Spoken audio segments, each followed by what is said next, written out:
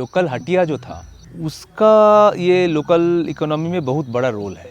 तो ये लोकल हटिया जो रोल प्ले करता था वो अभी प्ले नहीं कर रहा है, क्योंकि लोकल हटिया में भी अगर जाके देखेंगे तो कम से कम 70 से 75% जो प्रोडक्ट है वो बाहर से आ रहे हैं।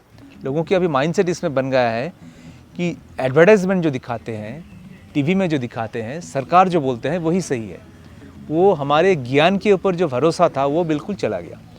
पर ये mindset change, market change, system change, education का चेंज जो है, इसमें भी लोग काम कर रहे हैं, पर समय तो लगेगा।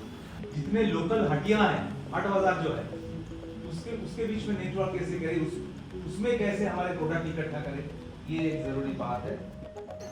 आज से अगर आप 40 साल, 50 साल, 60 साल पहले की बात देखें तो जितने सारे ज़रूरत हमारी था गांव में, तो वो सब आसपास ज़मीन से, आसपास लोगों से आ जाता था।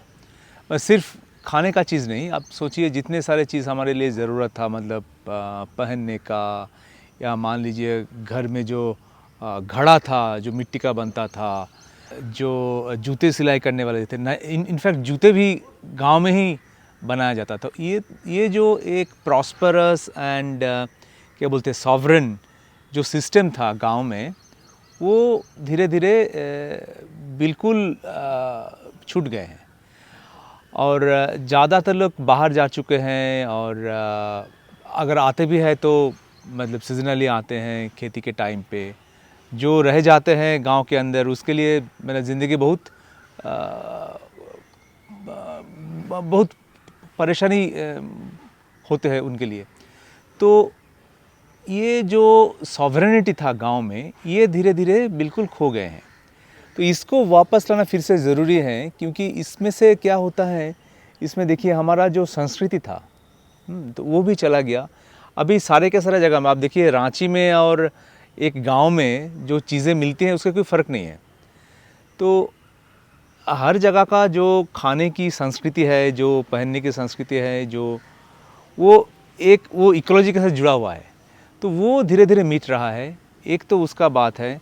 दूसरा बात है कि कैश का रिक्वायरमेंट जो है बहुत बढ़ गया है, क्योंकि सारे के सारे चीज़ों के ऊपर हम तो मार्केट के ऊपर ही डिपेंडेंट हो गए हैं। बाज़ार से, बाहर से सब आ रहे हैं, तो कैश की ज़रूरत बढ़ गए हैं। कैश की ज़रूरत बढ़ गए है तो उसके लिए बाहर जाना पड़ रहा है। तो बहुत सारे साइक्लिकल वे में बहुत सारे चीज़ शुरू हो गए हैं। इसलिए मेरे ख्याल से जो हमें थोड़ा अंदर की तरफ देखने की ज़रूरत है। हम अब थोड़े ज़्यादा ही बाहर की तरफ देख रहे हैं।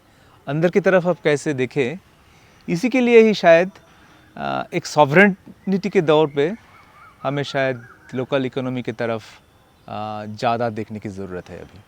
अभी जो सिचुएशन है, ज़्यादातर लाइवलीहुड जो बचा है गांव में वो है एग्रीकल्चर और रांची के, झारखंड के संदर्भ में फॉरेस्ट बेस्ड लाइवलीहुड, जो non timber forest produce collection वगैरह है, ये दोनों ही बचा हुआ है।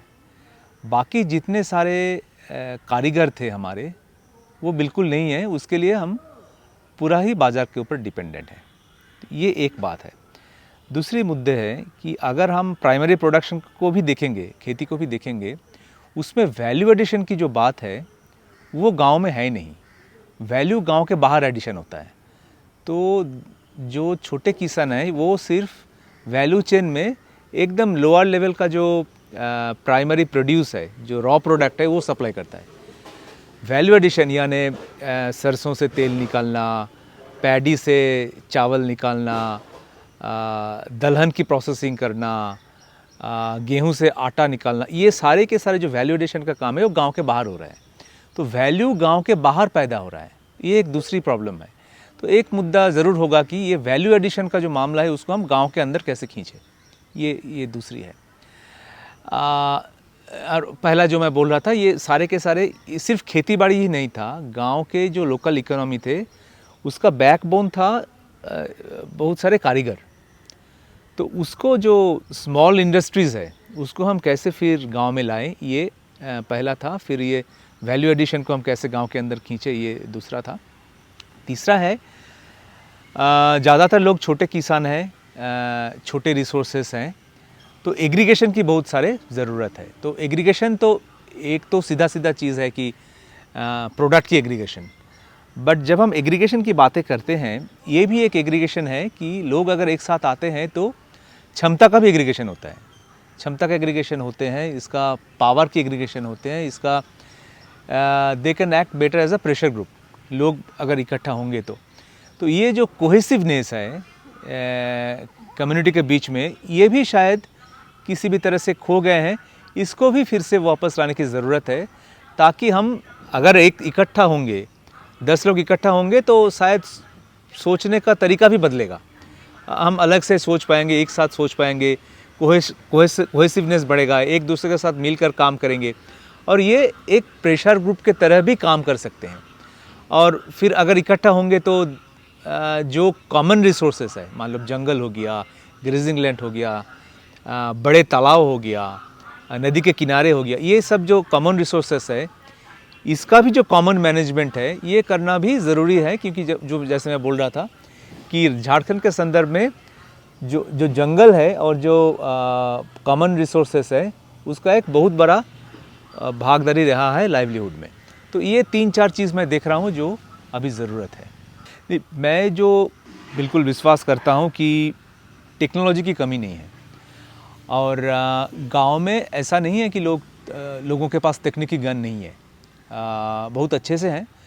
अभी भी मिक्स क्रॉपिंग के बारे में लोग जानते हैं, इंटर क्रॉपिंग कैसे करते हैं जानते हैं, कंपोस्ट कैसे करते हैं, खाद कैसे डालते हैं, कैसे ज़मीन की तैयारी होते हैं, ये सब के बारे में शायद चैलेंजेस नहीं है। तो अगर मैं जहाँ पे चैलेंज दिखता हूँ वो है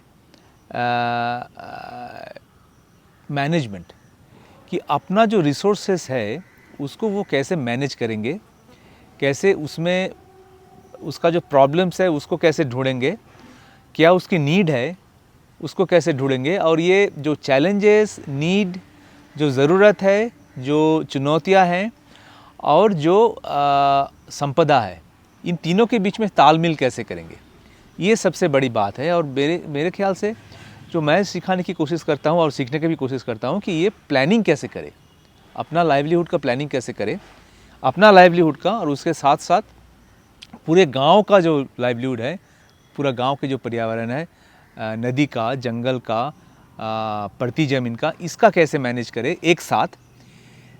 ये मैनेजमेंट और प्लानिंग स्ट्रेटेजी तैयार करना, सीखना, ये मेरे ख्याल से सबसे ज़रूरी स्टेप है, ये पहला स्टेप है। इसके बाद ज़रूरत के हिसाब से तकनीकी ज्ञान की अगर ज़रूरत है तो आएगा, पर ये सबसे ज़रूरी बात है प्लानिंग। 15-16 साल हो गया जो झारखंड के किसान के साथ, ज़्यादातर छोटे किसान के साथ एक साथ मतलब सीखने की प्रयास में हूँ और कुछ काम करने के प्रयास में हूँ। ज़्यादातर देवघर ज़िले की कई सारे हिस्सों में है, रांची के आसपास एरिया में है, सुंदर पहाड़ी रीजन में है। ये 3-4 रीजन में काम करने की हमें वो मिला, अवसर मिला, और उसमें ज़्यादातर हमने जो कोशिश किया कि झारखंड का एक सुविधा ये है कि अभी भी जो ग्रीन रेवोल्यूशन का जितने सारे जो इल इफ़ेक्ट्स है वो अभी तक बहुत गहराई में नहीं गए हैं। तो अभी भी आपको वो जो रिवाइवल होने की चांसेस है झारखंड में काफ़ी ज़्यादा है। तो हमने पहला काम जो किया है, ये छोटे किसान का मल्टीपल रिसोर्सेस होते हैं, मतलब 2-3 गाय हैं, बकरी हैं, मुर्गा है, छोटे किचन गार्डन की जगह है, खेत है, तो इसको इकट्ठा करके, एक साथ करके एकीकृत खेती कैसे किया जाए, इसको लेकर हमने काम किए हैं। और इसी में से जो भी किसान थे, इसमें से जो लीड अगवा किसान जो है उनको चुन के कैसे वो एक लीडर के रूप में आ जाएं और वो बाकी किसानों को सिखाएं, इसके पहल में हमने बहुत सारे किसान पाठशाला चलाने की कोशिश किया। और किसानों को इकट्ठा करके फार्मर प्रोड्यूसर कंपनी तैयार करना, इसके सपोर्ट में कॉमन फैसिलिटी सेंटर, यानी जहाँ पे तेल तैयार करने का मशीन होगा, ग्राइंडिंग मशीन होगा, आटा पीसने का मशीन होगा, ऐसे जो मशीनरी सपोर्ट की जो ज़रूरत है, मान लीजिए हर 10-12 गांव के क्लस्टर में एक ऐसा अगर फैसिलिटी सेंटर है तो जो मैं बातें पहले कर रहा था कि ये जो वैल्यू चेन को खींच के गांव के अंदर लाना है, वो वाला मुद्दा होगा। तो वो हमने कई जगह पे कोशिश की है और वो बहुत अच्छे से चल रहा है, और जिसमें जो देख रहे हैं कि यंग जनरेशन का उसमें ज़्यादा इंटरेस्ट है। तो जो हम देखते हैं कि यंग जनरेशन खेती में नहीं आते हैं, पर खेती के नेक्स्ट स्टेज पे जहाँ पे प्रोसेसिंग इन्वॉल्व है, जहाँ पे पैकेजिंग इन्वॉल्व है, बहुत सारे तकनीकी ज्ञान इन्वॉल्व है, उसमें हम देख रहे हैं यंग जनरेशन इन्वॉल्व हो रहे हैं। ये दूसरी तरह की काम है। और तीसरा हमने जो कोशिश किया, ख़ास करके रांची में देवघर में कुछ जगह में, देवघर की जो टाउन है उसमें, कि जो कंजम्पशन की स्थिति है, जो जैसे लोग ज़्यादातर फास्ट फूड में या जो भी एक ही तरह का खाना, जो मतलब टमाटर भी गर्मी में चाहिए, टमाटर गर्मी में भी चाहिए, ये वाला जो मुद्दा है, उसी से खींच करके कैसे हम traditional food, healthy food choices, nutritional food choices, इसमें लोगों का ध्यान फिर से वापस लाए।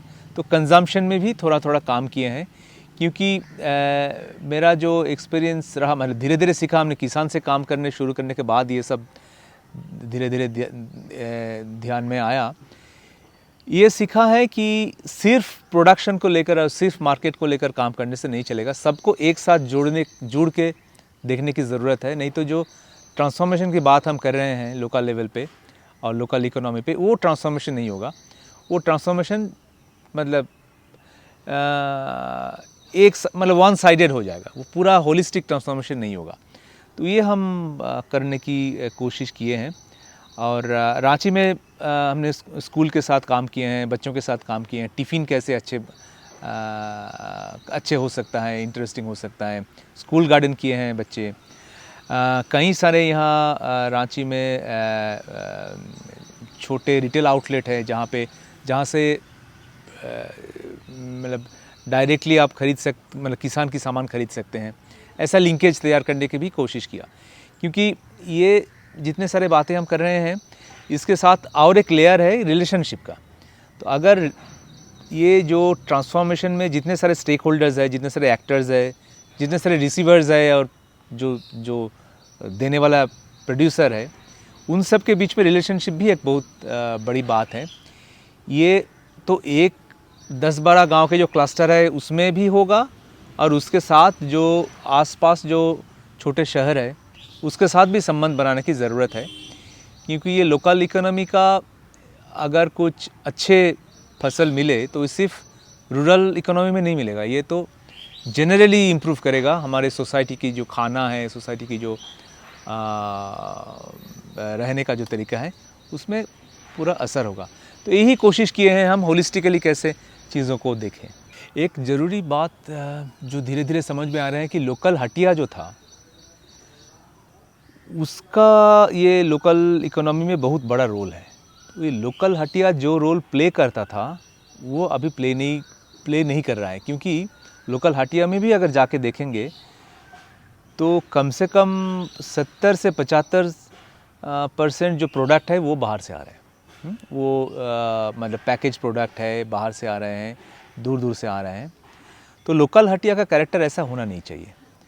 Local Hatia should actually promote more local products. तो यहाँ मतलब लोकल जो प्रोडक्ट है, लोकल किसान का जो प्रोडक्ट है, वो ज़्यादातर जाना चाहिए, उसको रिवाइव करना बहुत ज़रूरी है।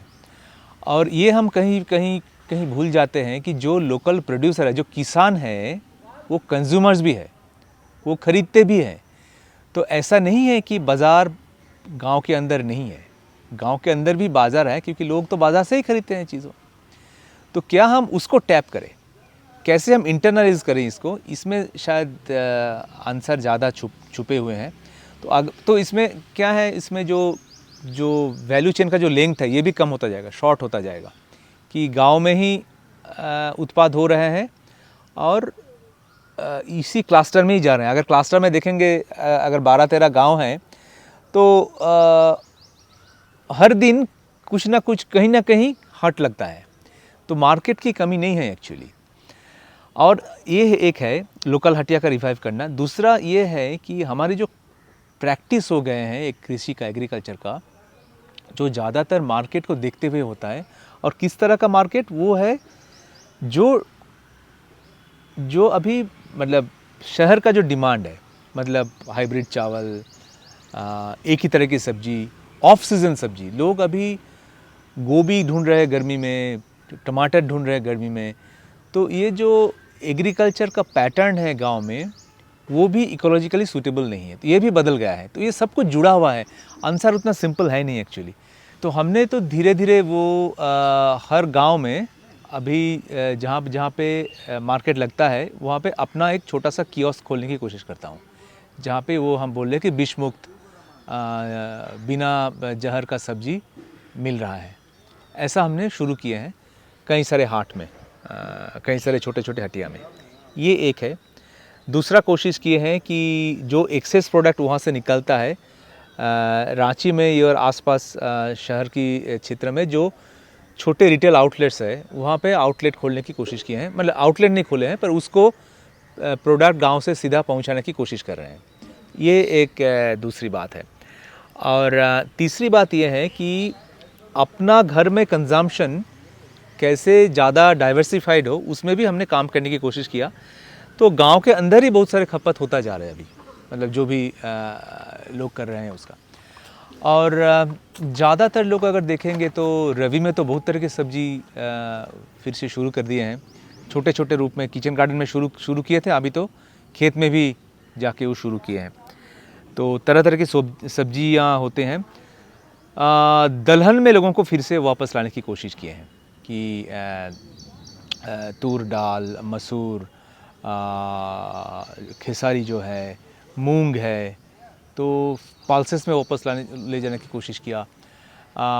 कुछ कुछ मिलेट्स, ज़्यादातर मड़ुआ का पैदावार भी बड़े हैं और ज़मीन भी बड़े हैं, तो मड़ुआ को लेकर काम करना शुरू किया। तो धीरे धीरे मिक्स क्रॉपिंग में गया। तो धीरे धीरे ये सब करने लगे हैं। और जहाँ पे हमारा इस झारखंड इलाके में हमने 4 ऐसे कॉमन फैसिलिटी सेंटर लगाए हैं जहाँ पे ये प्रोसेसिंग होता है, तो वहाँ से भी लोग लेके जा रहे हैं। तो कॉस्टिंग भी कम होता है लोगों का। तो लोगों में कंजम्पशन की जो प्रैक्टिसेस है धीरे धीरे बदल रहे हैं, और कंजम्पशन के साथ प्रोडक्शन का प्रैक्टिस भी धीरे धीरे बदल रहा है। हमने तो कभी कभी कई जगह पे कुकिंग क्लास भी किए हैं कि कैसे खाना पकाते हैं, कैसे, क्योंकि बुज़ुर्ग लोग बोल रहे थे कि मड़ुआ का क्या क्या रेसिपी बनाते थे, वो आजकल की जो है उसके पास तो नॉलेज भी नहीं है। तो बुज़ुर्गों को साथ लेकर कुकिंग क्लासेस कराना, ICDS सेंटर में जो ICDS सेंटर का जो कुक है, मिड डे मील का जो कुक है, उसके साथ काम करना, ये तरह तरह के काम करने की कोशिश किए हैं। हमने करीबन 1960 से ये माहौल चला हुआ है कि ग्रीन रेवोल्यूशन वाला जो माहौल था उसमें हमने बहुत कोशिश किया। ग्रीन रेवोल्यूशन एक सिस्टमिक चेंज था एक्चुअली। सिस्टमिक चेंज मैं इसलिए बोल रहा हूँ कि इसमें एक ही साथ जब ये हाइब्रिड हाई यील्डिंग सीड आया, उसके साथ ICAR आया जो शिक्षण व्यवस्था है उसको मैनेज कर दी, उसके साथ MSP आया। MSP इसलिए आया कि जो हाइब्रिड सीड जो पैदावार होगा, जो उत्पाद होगा, वो मार्केट में जाएगा। उसके साथ आपका PDS आया। तो ये एक सिस्टमिक चेंज था। ये पिछले 60 साल 80 साल हो गया, अभी लगभग 80 साल से ये चेंज हुआ। तो 80 साल से हमने ये चेंज किया, तो हमें भी तो मौका मिलना चाहिए, थोड़ा लंबा मौका मिलना चाहिए फिर से वापस ले जाने का। तो 80 साल का जो हमने किए हैं वो 8 महीने में नहीं हो सकता है, चेंजेस 8 महीने में नहीं हो सकता, ये स्लो तो होगा। पर मेरे ख्याल से अगर ठीक ठाक से करेंगे, खेती में बदलाव लाना उतना कठिन नहीं है। वो 3, 4, 5 साल के अंदर आ जाता है। वो फिर से वो डाइवर्स प्रोड्यूस और उसी लेवल का जो प्रोडक्टिविटी है उसमें आना 3 से 5 साल के अंदर हो जाता है। पर जो मुश्किल है वो है ये एजुकेशन सिस्टम जो हम तोड़ दिए हैं। एक्सटेंशन कौन सिखाएगा? कोई है नहीं। जो एक्सटेंशन सिस्टम जो है हमारा, पशु सखी, कृषि सखी, जितने हैं, वो तो खुद सारे इसका एजेंट है। कई सारे एग्रीकल्चर वर्कर है जो उसका साइड बिजनेस है पेस्टिसाइड बेचना। तो ये जो सिस्टम को तोड़ा गया है, एजुकेशन सिस्टम को तोड़ा गया है, मार्केट को तोड़ा गया है, मार्केट का डिमांड तैयार किया गया है कि सिर्फ हमें वो सफ़ेद चावल ही चाहिए, सिर्फ हमें एक तरह का खाना ही चाहिए। ये वाला जो मुद्दा है, मार्केट को जो तोड़ा गया है, और सबसे बड़ी बात यह है कि लोगों की जो माइंडसेट है उसको तोड़ा गया है। इसीलिए हम अभी जो सोच रहे हैं कि ज़्यादा बड़े मतलब स्केल का दो तरीके से हम स्केल अचीव कर सकते हैं। एक है एक चीज़ बहुत बड़े जगह में एक साथ करके किया, जैसे ग्रीन रेवोल्यूशन किए थे। और दूसरा तरीका है छोटे छोटे चीज़ छोटे जगह से शुरू करके इन सब छोटे जो काम है उन सबको एक साथ जोड़ना। तो हम दूसरे जो लाइन है वो लिए हैं कि एक वाटरशेड में, एक लैंडस्केप में, एक क्लस्टर में हम कैसे चीज़ों को सुधरें, जहाँ पे लोग अच्छा खाना उगाए, अच्छे खाना खाए, पूरा साल भर उसका अपने ही खेत से, अपने ही आसपास की जंगल से, ज़मीन से उसका इनकम आए। इसमें फोकस हम कर रहे हैं। और ऐसे जितने क्लस्टर हम तैयार करेंगे, अगर उसको जोड़ेंगे तो शायद कुछ दिनों बाद एक बड़ा पहल दिखने को मिलेगा। जो चैलेंजेस आप फेस कर रहे हैं, इसका जो जड़ है, इसका जड़ क्या है वो समझने की कोशिश कीजिए। उस जड़ को हटाने की मतलब कोशिश में आप जुड़े रहिए। क्योंकि कभी कभी हम बहुत सुपरफिशियली काम करते हैं। हम बोलते हैं कि मिक्स क्रॉपिंग हो जाएगा तो सब कुछ ठीक हो जाएगा। तो कल से जो चर्चा यहाँ कर रहे थे, हम बार बार आ रहे हैं कि लोग जो पशुधन है उसको गर्मी के टाइम पे छोड़ देते हैं, इसीलिए वो सेकेंड क्रॉप में नहीं जा पाते। तो अगर ये चैलेंज है तो इसको कैसे हल करेंगे? इसमें ऐसे चैलेंजेस को, चुनौतियाँ को देखना चाहिए और उसका जो जड़ है उस पर काम करना चाहिए। और इसका कोई ब्लैंकेट सोल्यूशन है नहीं। एक्चुअली मैं सोल्यूशन बोलना नहीं चाहता हूँ, क्योंकि सोल्यूशन, चैलेंज भी आपका है, चुनौतियाँ भी आपकी है और सोल्यूशन भी आपका ही होना चाहिए। ये आप इकट्ठा अगर होंगे तो ये सोल्यूशन ढूंढने में आपको मदद होगी। अपने आप एक ताकत आप ढूंढ पाएंगे, जो सामूहिक ताकत है, उसमें ज़्यादा ध्यान देने की ज़रूरत है।